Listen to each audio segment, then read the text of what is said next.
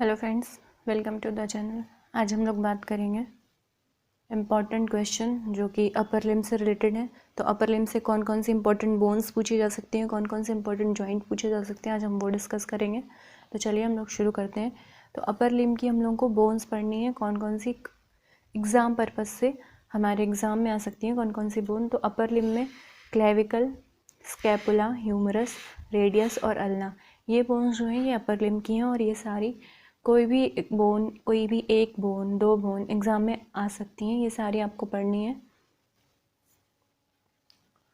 ये bone clavicle, scapula, humerus, radius, ulna, ये सारी बोन्स अगर आपने पढ़ ली हैं तो आपको इन्हें कैसे लिखना है ये इंपॉर्टेंट है कि हमें अपना आंसर कैसे लिखना है। तो आंसर राइटिंग देखते हैं कि हमें आंसर अपना कैसे लिखना है। तो हाउ टू राइट आंसर, सबसे पहले हमें जो हेडिंग लिखनी है वो है डेफिनेशन। हमें डेफिनेशन लिखनी है, देन उसके बाद ऑसिफिकेशन लिखना है उस बोन का, देन उसके साइड डिटर्मिनेशन लिखनी है हमें।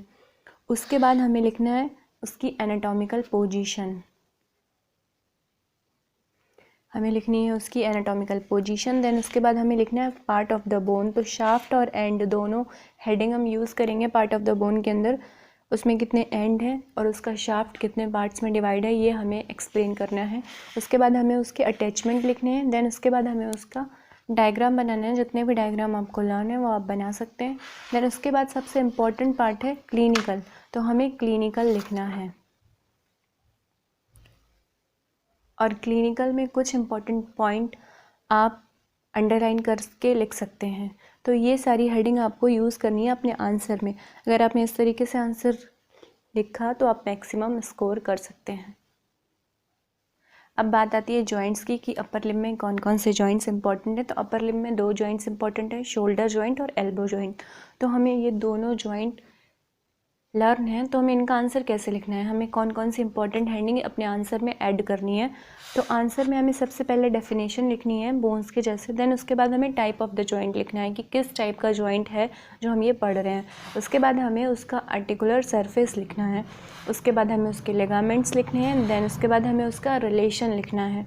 उसके बाद हमें उसकी ब्लड सप्लाई लिखनी है, कौन सी आर्टरी, कौन सी वेन्स उसमें एंटर हो रही हैं, उससे निकल रही हैं, ये हमें लिखना है उसके ब्लड सप्लाई में। देन उसके बाद हमें उसकी नर्व सप्लाई लिखनी है।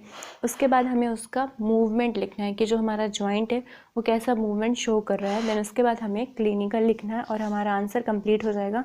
और अगर आपने ऐसे आंसर लिखा तो आप अपने आंसर में मैक्सिमम स्कोर कर पाएंगे। और अगर मेरी ये वीडियो आपके लिए बेनिफिशियल हो तो प्लीज़ लाइक, शेयर, सब्सक्राइब, ये सारे काम बिल्कुल फ्री हैं। और अपने दोस्तों को जितने ज़्यादा हो सके शेयर करें। और फिर मिलेंगे अगले वीडियो में। धन्यवाद।